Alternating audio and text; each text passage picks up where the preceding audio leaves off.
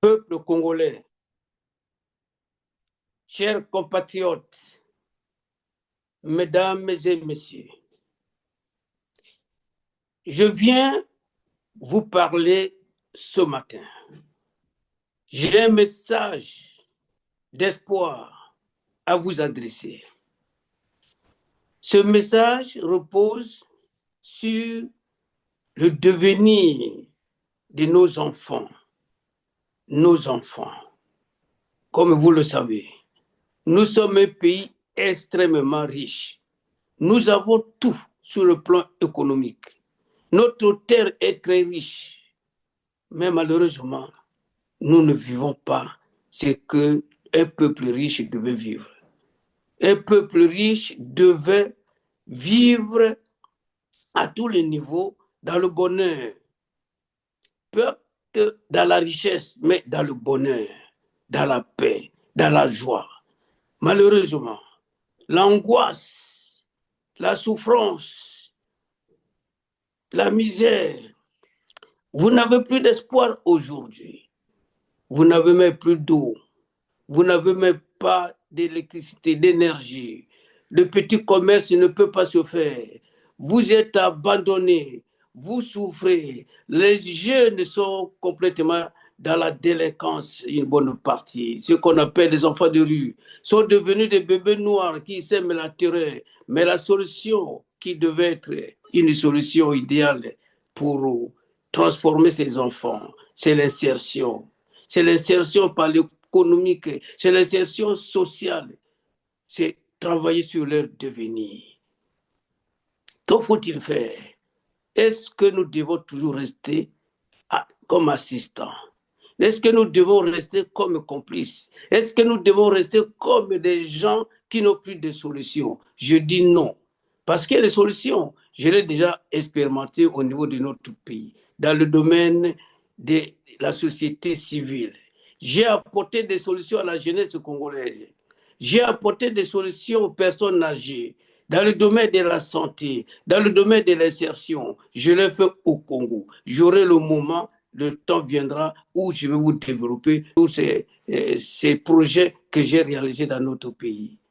Je refuse que nous continuions à souffrir de cette manière. Je refuse que les Congolais qui ont servi ce pays croupissent à l'étranger, en exil, et meurent en exil sans être enterrés dans leur pays. Je refuse que l'impunité devienne une norme dans notre pays. Je refuse que la corruption devienne une norme dans notre pays. Je refuse que l'égoïsme et la brutalité deviennent le lot quotidien de notre peuple. Je refuse cela. Mais pour refuser cela, il nous faut une solution. Et quelle solution je compte vous apporter? J'ai élaboré un projet de société pour le Congo. Une société qui tient compte de votre misère, de votre demande. Un projet qui tient compte de votre santé, l'éducation de vos enfants.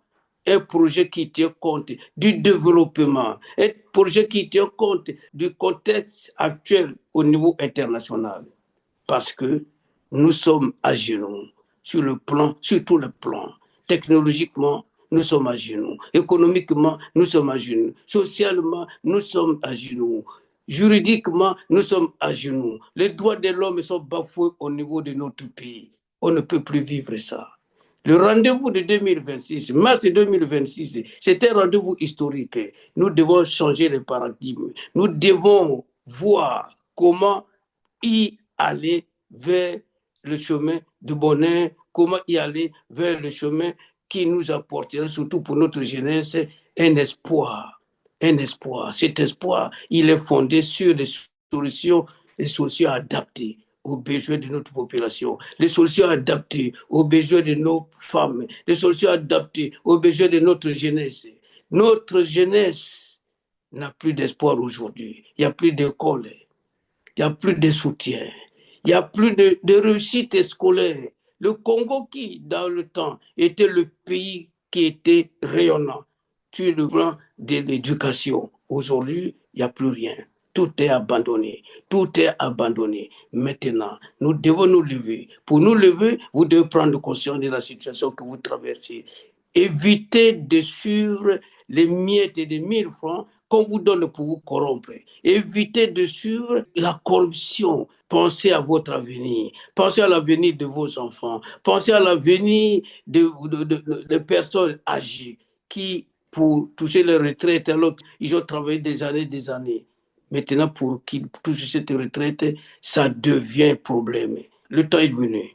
Le temps est venu pour que nous puissions ensemble relever cette nation, pour que nous puissions ensemble bâtir un État-nation, un État rayonnant, un État qui vit, un État qui s'intègre, un État qui doit être un État fort, un État du progrès, un État qui apporte des solutions à sa population, à sa jeunesse, à ses femmes, à ces personnes âgées, un État qui, au plan international, doit avoir une voix. C'est ce que nous voulons bâtir. C'est pour cela que je suis candidat en 2026, pour apporter ces solutions, pour répondre à cette demande qui est devenue une demande présente au niveau de la population congolaise. J'ai une solution pour cela. J'ai élaboré un projet adapté à vos besoins, un projet adapté à la situation actuelle que vous traversez, un projet qui n'est pas un projet miracle, mais un projet salutaire. Je vous le présenterai le moment venu.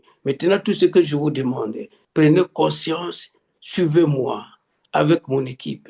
Ensemble, nous allons relever ce défi-là. Pour 2026, nous devons relever ce défi-là. Mais pour qu'il y arrive, mais il faut que vous adhérez à ce projet que je porte. J'aurai l'occasion pour vous expliquer cela.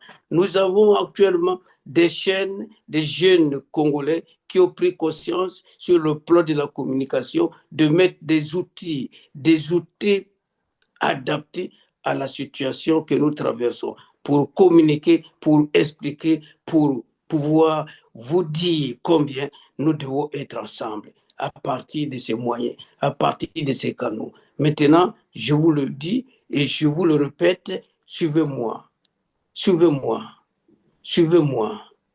Bâtissons la maison Congo ensemble.